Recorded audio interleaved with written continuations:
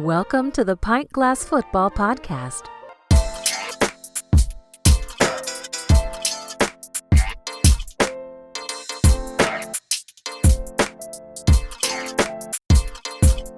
Pint Glass Football. I'm your host, Brad Fowler. What's up, PGF Nation? How good are the Eagles? How good are the Vikings? How good are the Chiefs? Did the Giants quit on Brian Daboll? Plus, 7 ranked teams get upset on Saturday. How does it affect the college football playoff? We got so much NFL and college football to get to, but joining me, of course, my co-host, Alex Higdon. Alex, what is going on? Brad, another exciting weekend of college football. Usually I'm always on the NFL, but I got to start with another exciting week of college football. A lot of my picks almost came true, could have come true, but nonetheless, another exciting week of college football, and I think we're going to say goodbye to some teams this week. Yeah, we definitely are, man. What a crazy Saturday it was. Of course, Monday Night Football just wrapped as we're recording this. You guys are going to obviously hear the show probably Tuesday, but recording this Monday night, it just goes final. Baltimore gets a big win over the Chargers. Justice Hill breaks that big, 50-yard touchdown there late in the fourth, and that really kind of sealed it there. They pulled away. Chargers get a late touchdown to make it more respectable, but big-time bounce-back win for Baltimore. I think that's the kind of win that just shows Baltimore is still a contender. Chargers, definitely a surprise team, but I think it shows that they're still building something, and I think Baltimore is showing that they're still a contender for a reason, though. It was really the difference of the rushing game. They rushed for 212, the Ravens did, while, the Chargers, who are really a run-led team, only had 83. However, again, like you said, it was 30-16 and running out of time, touchdown to make it 30-23. But other than that, they really match each other. They match up very well. So it's like you said, and I'm going to give you credit, Brad, the Chargers are perhaps a T. Higgins away from kind of doing some things. Oh, I like what you did there with the specific player of T. Higgins and a guy that could possibly be on the move, as we know, this offseason.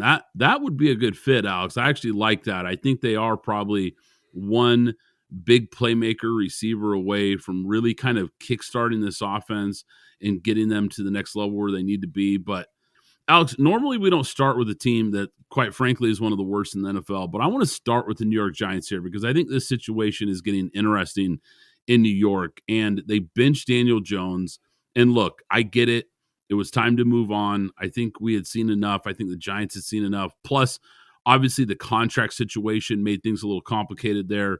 But the surprising thing about this benching and what we saw on Sunday was I don't think the Giants players and I don't think the locker room responded well. There was a lot of guys kind of talking and making comments. It just looked like a team that gave up on Sunday. And look, we know they're not a good team. We know the Bucs are a better team, but that was an ugly showing and a really poor effort from New York. And now there's some questions kind of circling around Daboll, around the general manager, and just the future of this team is starting to look really murky right now. What are your overall thoughts? Not necessarily on the game, I mean, we saw how that played out, but what are your thoughts on the Giants here, Daniel Jones, and this whole situation? Well, the first thing I'm going to say is there was a late-breaking report from Wesley Steinberg, who is a verified beat writer for the Giants. I looked him up all over the place. He did release that Joe Shane and Brian Daboll were getting fired, but no one else has reported that or anything at this point in time.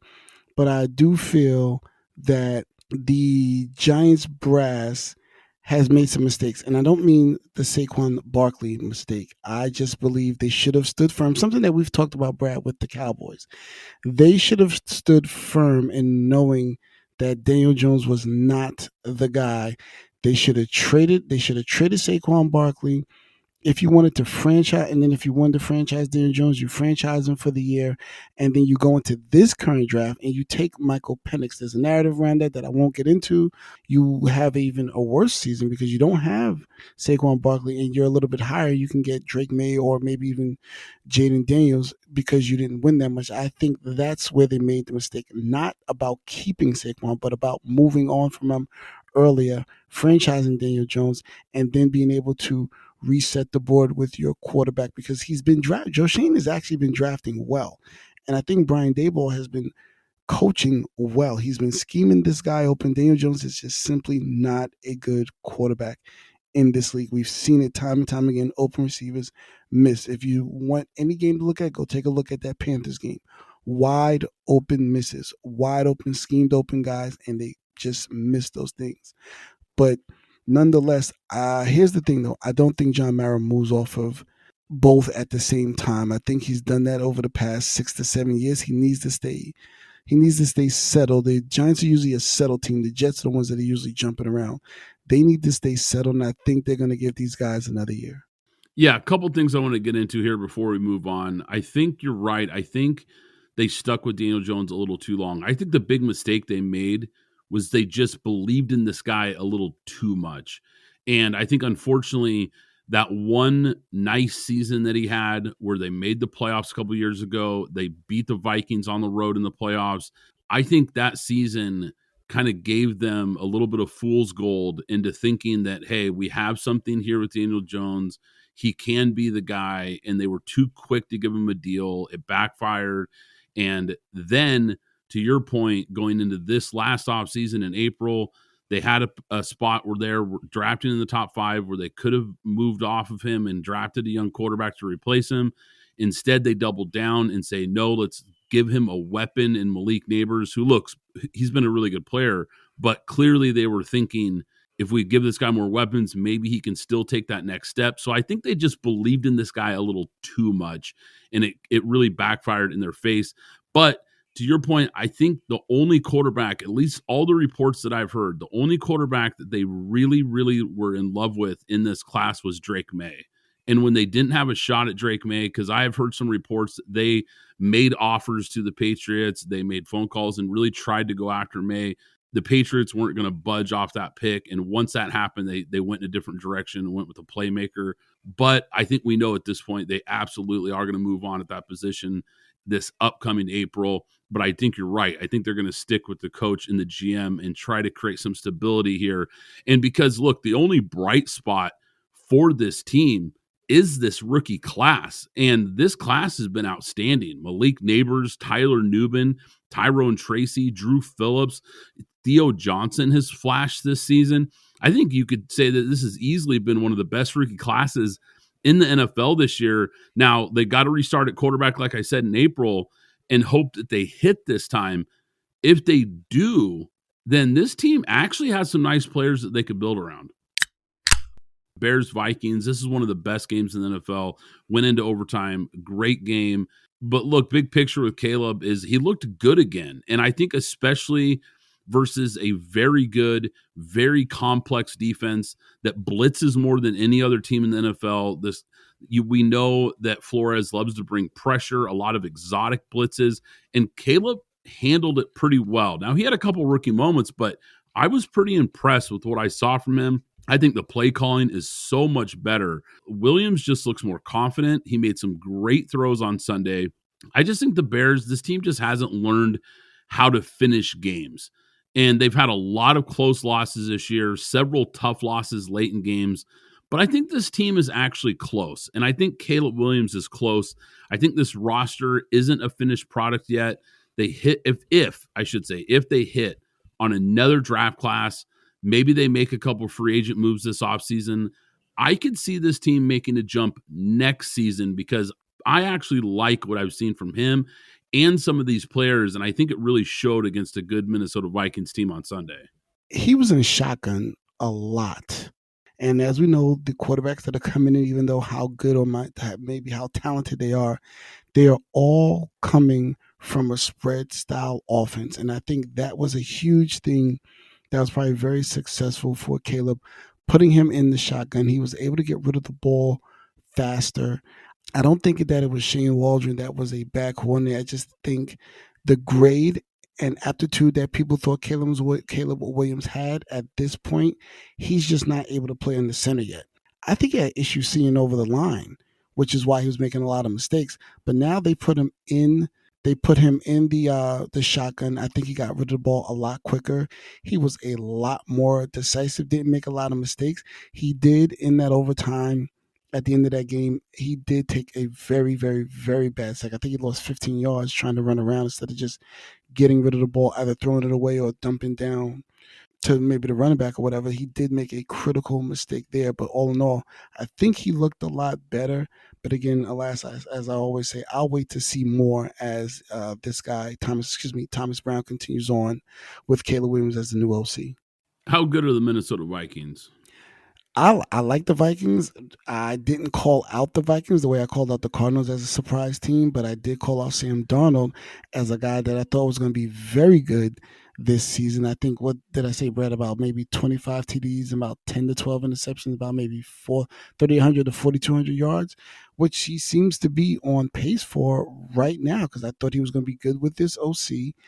Brian Flores had already turned around that defense. They were 30th the previous year. Last year he got them to about 15 or 16, and they're even better now. So I think together everything's balling up to look what it's supposed to look like. I want to see them against Green Bay with Jordan Love. I want to see what they do against the Lions again as they go down the stretch to see what this team really is within the division, because that's where it's going to tell me where Green Bay is, as well as Minnesota. Yeah, Green Bay is playing some pretty good football. We know the Lions are maybe the best team in the NFL. I don't know where this team falls in. And Darnold started out really good at the beginning of the year. He had a really good game on Sunday versus a pretty good Bears defense. That was a really nice bounce back game because he had been on a slide there for the last couple weeks. And I said he was starting to turn back into Sam Darnold. They're winning a lot of games. It hasn't always been because of Sam Darnold, even though he's been better this year.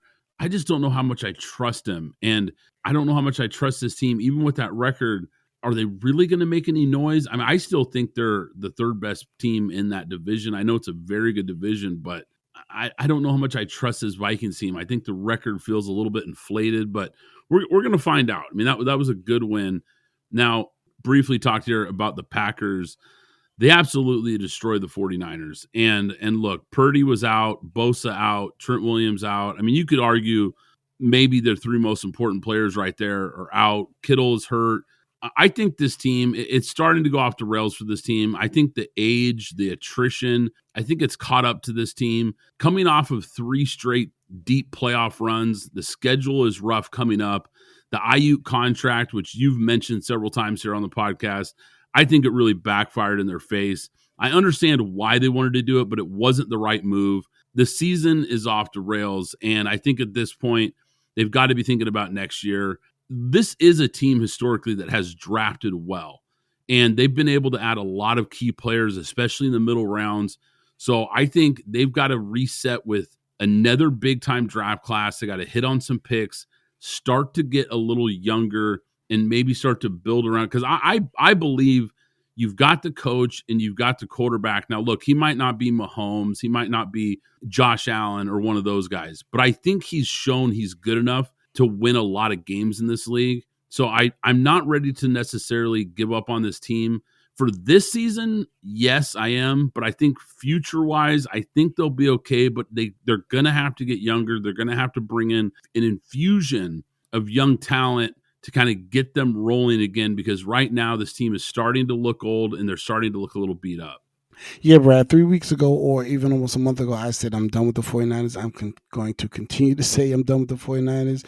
If you want to hear my take on it, you can go back 2 to 3 podcasts ago to hear my full rant on how done I am with the Niners. I just think this front office has bungled their opportunity here, and I get it. They still have this talent on this roster, but I just think this is a front office issue or management issue from coach on up or owner on down on how they handled this team and handled their opportunity in this Super Bowl bubble, because now here come the Lions.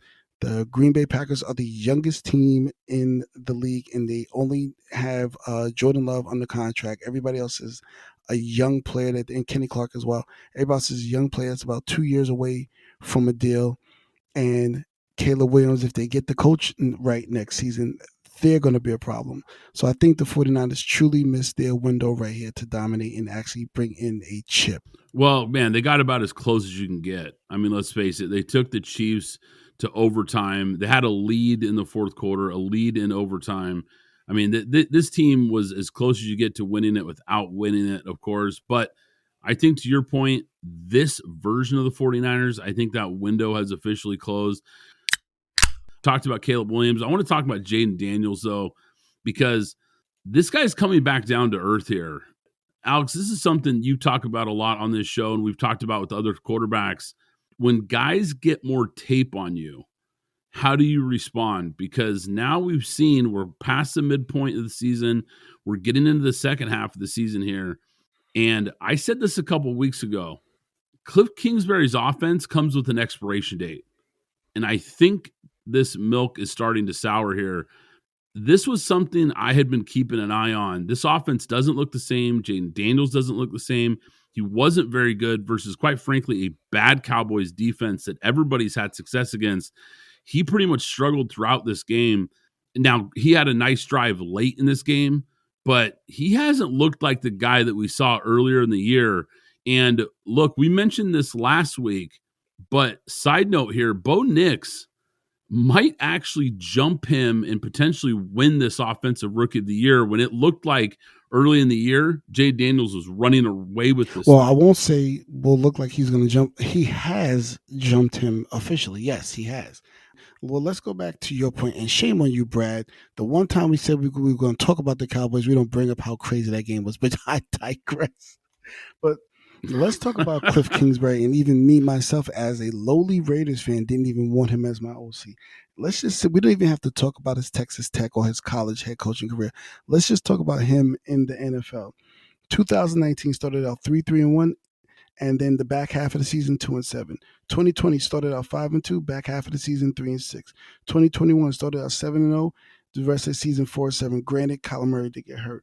And then 2022 started out 3-4. And then the rest of the season, he was 1-9. This is a trend that has been following him. And I said, like I said, I didn't even go through what happened in college. But this is a trend that has been going on with Cliff Kingsbury for a very long time. Young, talented mind, which I do believe he is, but it's like second half adjustments in the second half. Are you going to come out with the same game plan? Because the defense is going to adjust. Or if you're the defense, Andy Reid is going to adjust to you. If you come up with that same defense, he's going to torch you. You now have to expand your playbook, if it can be expanded, and give him the other, let's say, last 25% or the other 35% or however much of it he has taken in. This is the same thing I thought about Lamar Jackson and Greg Roman, that the player outgrew the playbook. And I'm not saying Jaden Daniels has outgrown the playbook, but he needs to mix up the play calling more, and he needs to do some different things. But I will give one thing credit. I won't blame this game on him. I know we won't get into it too much because it's completely nuts. And at some point, we might need to have a YouTube on what's going on with kickers in the NFL. But, this was a failure of special teams, to be fair. However, what we saw on the field with not being able to get the ball into your playmaking hands, namely Terry McLaurin, is unacceptable from that offense and that offensive coordinator. Did you know that Pint Glass Football is more than just this podcast? We have an exclusive newsletter. Sign up for free at pintglassfootball.com to receive articles and insights delivered straight to your inbox. But wait, there's more. We're excited to announce our brand new YouTube channel. Not only can you listen to our podcast on YouTube, but you'll also find exclusive video content waiting for you. So hit the pause button right now and go subscribe to our newsletter, and hit that subscribe button on YouTube to stay connected with the latest football news and our exclusive content. Underdog Fantasy is the easiest place to play fantasy sports. We personally love the pick'em game.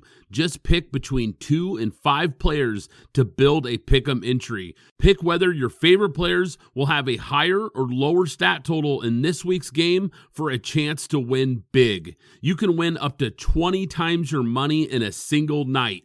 Download the Underdog Fantasy app and sign up today with promo code PGF. That's promo code PGF to claim your special pick plus first-time deposit offer up to $250 in bonus cash. The official ticketing app of Pint Glass Football is now SeatGeek. I can't recommend them enough, guys. I've been using SeatGeek for years. You want to go to a game this season? SeatGeek is here to take the confusion out of buying tickets, making sure you get the best seats at the best prices. With SeatGeek, you'll never have to worry about overpaying for tickets again. How? They put a 0 to 10 score on each ticket, so you know you're getting a good deal. But here's the real game changer. You can get $20 off your first ticket purchase with the code PGFPOD. That's right, $20 off with code PGFPOD. This season, make every game day epic with SeatGeek. Download the SeatGeek app and remember to enter the code PGFPOD to grab your $20 discount. Look, another game that the score, if you didn't watch the game and you just flipped on the scores or you were looking through the box scores, was absolutely eye-opening. The Panthers took the defending champs to the wire in an overtime matchup here. Kansas City, I mean, look, they're playing maybe the worst team in the NFL. The stadium was 90% Chiefs fans. I'm not exaggerating. It looked like a home game. They had to rely on Mahomes making a scramble run in the final minutes to set up a game-winning field goal to win against the Panthers. The Kansas City defense gives up 30 last week. Now, that was against the Bills and Josh Allen. But to give up 27 this week to Bryce Young and the Panthers, that was eye-opening, Alex. Look, the Bills, the Lions, they have multiple blowout wins. They have 6 double-digit wins in the last 8 weeks. The Bills have 6 double-digit wins. Historically, when you look at Super Bowl teams, you're going to find 5, 6 blowout wins. Historically, that's what you see when you look at the Super Bowl teams. The Chiefs have 2 double-digit wins all year. We've been talking about this for a while now, but it's starting to get a little bit alarming here for the Chiefs. Like, I know their record is great. We know Mahomes is great. We know Andy Reid's great. They have the championship pedigree, but they just skate by week after week, especially against inferior teams. I don't know how much I trust this Chiefs team right now. And that might sound crazy because I know they're the champs. We know Mahomes is great. We know this defense has been really good, even though they didn't look very good on Sunday. But I just don't know how long they can keep this up. How long can they keep pulling a rabbit out of the hat and just barely beating these teams? I don't know how much trust I have in this team to complete this three-peat that everyone's talking about.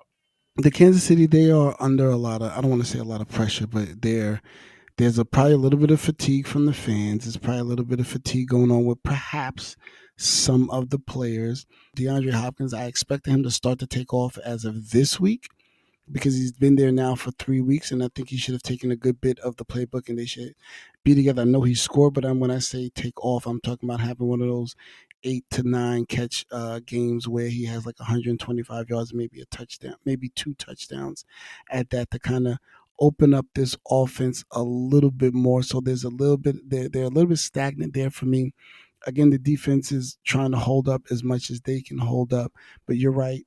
As we're looking at them, I'm a person that always says I pay attention to the regular season, but with certain teams, I'm like, it's really about the playoffs for you, right? Baltimore, everything you're doing is cute. However, what are you going to be in the playoffs? Oh, they got this dominant running game. Well, they only ran the ball 6 times last year. So what do you do? What are you in the playoffs? Same thing with Detroit, and it's the same thing with Kansas City. But on a week-to-week basis, if we're going to talk about these games, that Kansas City offense has to turn around, and maybe the catalyst to that can be Isaiah Pacheco, who's been practicing, and perhaps with a 2-headed monster in Pacheco, as well as Kareem Hunt, they can start to take off and do some things. Now, here's a quick, small thing that I think Kansas City's missing that a lot of people are not talking about. Jerick McKinnon, who was a nice third down receiving back and that little outlet that has a little wiggle and is more of a scat back. I think they're missing that from the offense, and Patrick Mahomes is having to make plays with the tight ends as well as the wide receivers, and he doesn't have that outlet of a receiving running back type that he can use. And Jerick McKinnon was very good at that last year, and I think that little wrinkle is missing from this offense that would help them out a lot. Look, I think it's a valid point, but I also think by week 12, week 13, you kind of are who you are at this point. I don't know how much they can really evolve and how much better this offense can get. And like I said, now we're seeing the defense kind of taking a step back the last couple of weeks. I've got real concerns for a team that has this good of a record, for a team that has this much championship medal. I don't know if I feel as good about them as some of these other contenders. Now, look, when the playoffs roll around, it's going to be tough to bet against them, absolutely, because of the experience, because of the coaching, and just their ability to make plays when it matters. I just don't know how long they can keep this up, though, because they have not been a very dominant team, even though their record would say otherwise. Now, another dominant team that we have talked about a lot on this show, but I think I've got to have this conversation, Alex, because what we saw on Sunday night with the Eagles and the Rams, to me, was pretty eye-opening. And look, I haven't bought into the Eagles all season. I know you haven't really been buying into the Eagles, but I'm starting to believe, Alex. I thought absolutely for sure that LA had the players and the coaching to maybe even expose this team, and it was the opposite. They got absolutely stomped. Look, I don't trust Jalen Hurts because I think he's a limited passer, and I think he is turnover prone, even though he's been better the last several weeks. He's been taking care of the football, but that has been an issue for him going back to last year. But behind that offensive line and that run game, I don't think he needs to be great. These guys, they force you to play one-on-one on the outside versus these guys because their run game is so good. It forces teams to bring 8 guys in the box. It forces you to pull your safeties up close. And that just allows Jalen Hurts to throw those 50-50 balls and make those big shots down the field. Look, Philly, the one thing that stood out to me so much in this game was Philly is so good on both lines of scrimmage. That Vic Fangio defense, I think, is really starting to click. And now Kellen Moore, which I didn't think he had this in his DNA, but he's starting to really commit to the running game. And I'm starting to think that this team is dangerous right now. So the first thing with the game itself, I was with you, Brad. I mean, even going into halftime, it was only 13. It was only 13-7. So the Rams were just down a touchdown, and a couple of plays here, a couple of plays there. But one thing I will say, just on the Rams side, you can scheme these guys open because they definitely were not stopping Cooper Kupp or Puka Nacua all night. And that's, with Quentin Mitchell, who's my defensive rookie of the year, as well as Cooper DeJean out there. They were having issues trying to keep up with the schemes that Sean McVay was throwing at them. And as far as what we saw from Saquon Barkley, and to your point, we saw an elite line with an elite running back go against a very, very, very young defense. Brandon Fisk, we know Jared Verse, the 2 rookies up front, Kobe Turner, just in the year, Brian Young. These guys are rookies and second-year players. I think we just saw what happens when you face a very young defense. And, oh, by the way, arguably one of the best defensive tackles / ends of our era is no longer there as well. So I think this is a young defense that just wasn't ready for what this team does. They were just a lot stronger at the point of attack, as we always say. They won this in the trenches. Now, when you talk about being scary, Saquon Barkley is scary. This guy is basically, I think he's up to 1,300 yards. Basically 1,400 yards. He had 1,392 and 10 TDs at 6.2 yards a carry. This guy basically accounted for 300 yards of the entire offense alone. Now, as far as scary, they look very good. I will say they look very good, but a Lions versus Eagles game is looming, and we're going to see strength against strength. Both offensive lines. I think the Lions have the best offensive line, but to your point, that Eagles defensive line, we're going to learn a lot. We're going to learn a lot. If these guys end up meeting in the playoffs, it's going to be very interesting. And as far as Philly, we're going to learn a lot about Philly next week when they go to Baltimore. We're going to learn a lot. We're going to get 2 guys, and we'll preview it later, but we're going to get 2 league-leading rushers going after each other, and 2 tough teams. So we're going to see what Philly is truly all about against a top flight team in the Ravens next week. Look, last Saturday, 7 top 20 teams got knocked off, including a pair of undefeated teams, of course, Army and Indiana, and the expected, or I should say teams that we expected to compete in the SEC, Alabama and Ole Miss. Look, Ole Miss was comfortably projected to make the college football playoff, but that was a devastating loss for this team. There's no path for them now to get back into this mix. 3 losses to all the teams that are likely all to be unranked at the end of the year. Quick side note, though. DJ Lagway, who I know you're familiar with, your Florida Gators, man, this guy is the real deal. We knew he was a big-time 5-star recruit, but he's living up to it. Every time I watch this kid play, I come away more and more impressed. He is going to be one to watch next year. Florida Gators have been basically on a tear of upsets over the past 2 to 3 weeks. After losing to Texas, we beat LSU, and now we beat Ole Miss, and basically probably more than likely, we won't know the rankings until tomorrow, but knocked Ole Miss out of the playoff run, and then even turned ourselves around to be bowl eligible at this point, which is funny in a sense. And the guy that was on the hot seat is now a guy that was on the hot seat playing the guy that I actually wanted to come coach our team, beats him. But now it seems that he's pretty much secured at least one more year in Florida. So that'll be interesting. But big upset, Ole Miss, Lane Kiffin, sorry, bye-bye.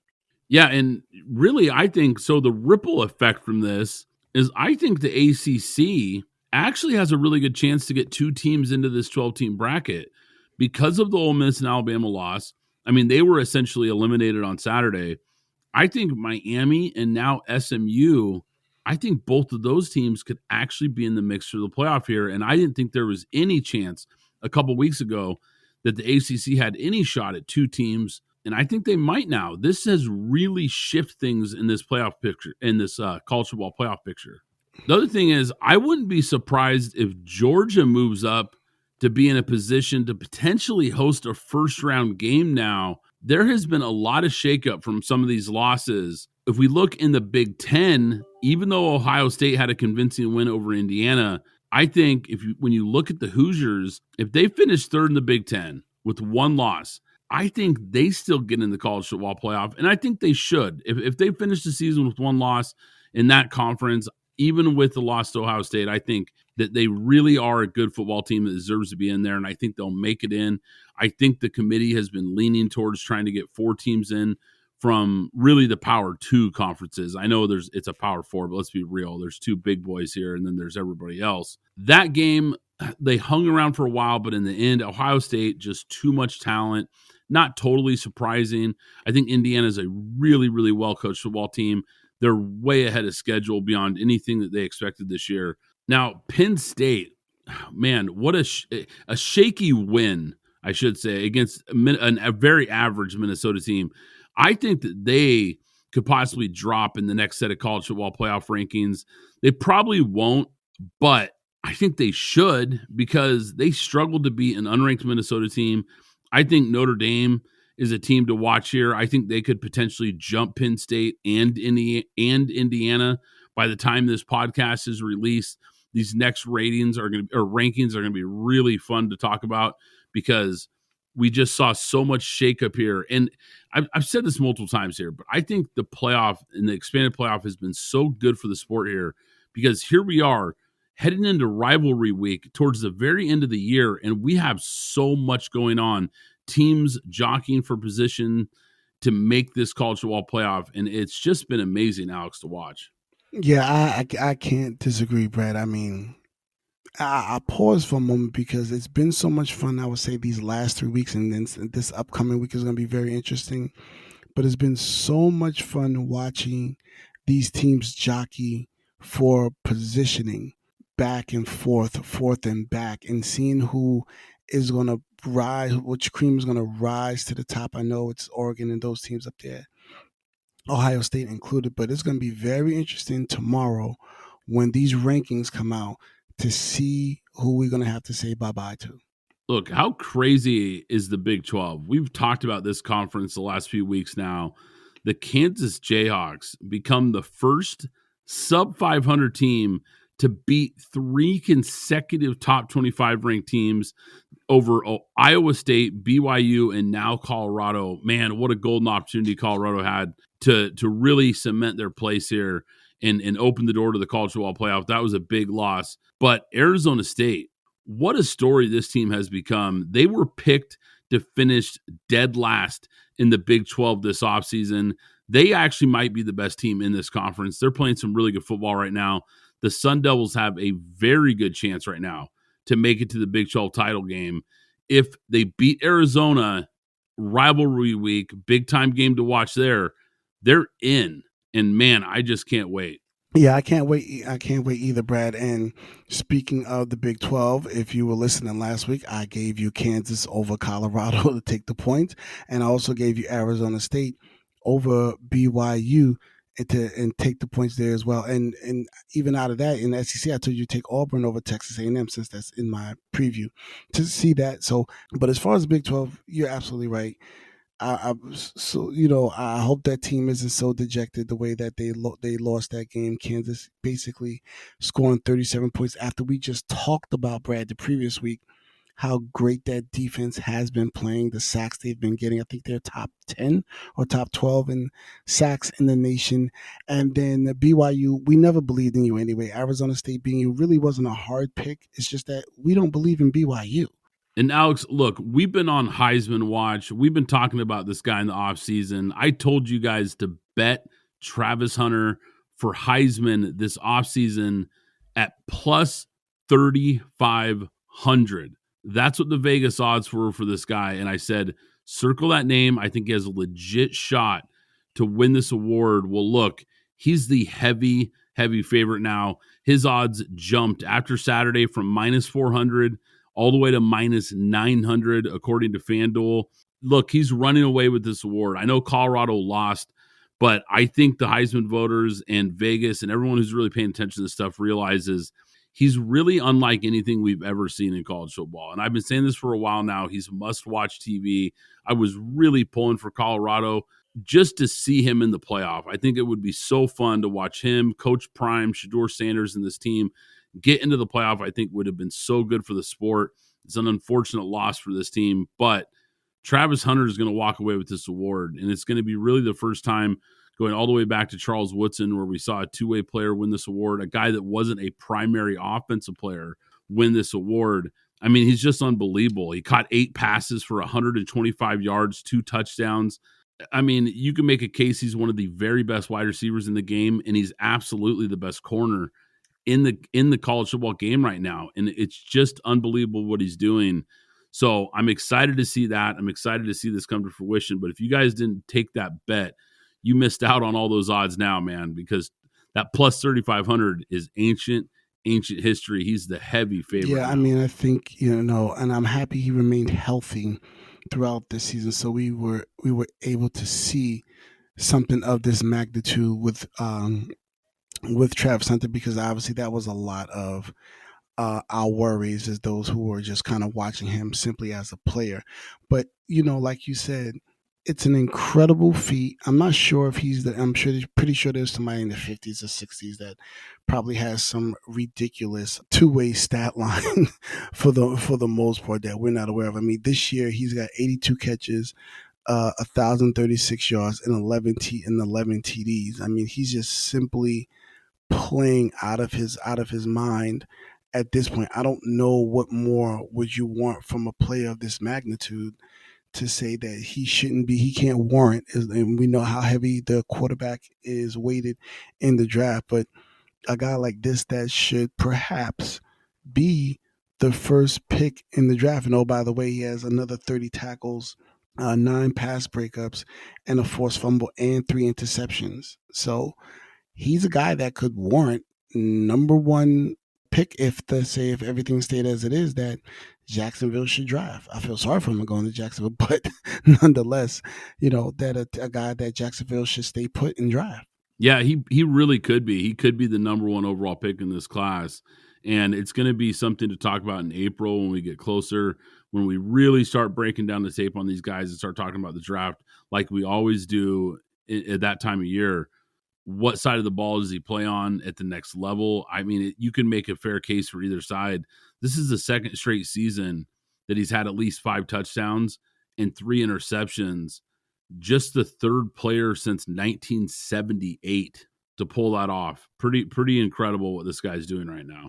But look, like Alex said a minute ago, if you guys aren't subscribed to the podcast, if you're not subscribed to the YouTube channel and the newsletter, you're missing out on all kinds of great extra content that we do outside of just this audio podcast. Because look, guys, we've been picking winners. We've been on a heater here, guys, picking lots of winners for you guys, but it's not always here on the show. So make sure you subscribe, rate and review the podcast on Apple Podcasts and Spotify, but also make sure you subscribe and check us out on YouTube as well.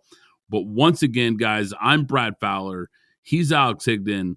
This is Pint Glass Football, and we'll catch you next time. Thanks for listening to the Pint Glass Football Podcast. Be sure to subscribe and follow us on Twitter at PGF Podcast.